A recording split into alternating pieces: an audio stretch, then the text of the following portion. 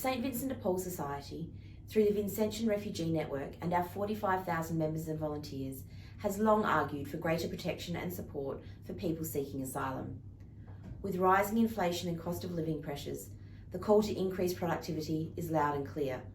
The solution is simple: give work rights to all asylum seekers in the community who don't have them, expedite the pathway to permanency for temporary visa holders and special humanitarian entrant visa holders, increase the humanitarian intake through the existing CRISP program, extend bridging visa E holders until their settlement is resolved and support their job readiness, release from detention all those people who are not a risk to national security so they can have work rights and participate in society, find safe and permanent resettlement options for the 500 people who remain detained offshore in PNG and Nauru or who have been transferred to Australia on medical grounds.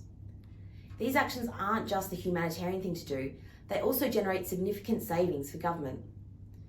Home Affairs administrative costs would be reduced, contractual costs associated with detaining people would also be reduced, and finding permanent resettlement for the 19,000 people currently on temporary visas would generate $6.75 billion for the economy over 5 years. As a national charity, we are acutely aware of the limited support available to people waiting for the government to resolve their immigration status. The Society provides emergency relief, accommodation support to these people. The previous government cut the number of recipients of the Status Resolution Service from 13,000 to under 2,000.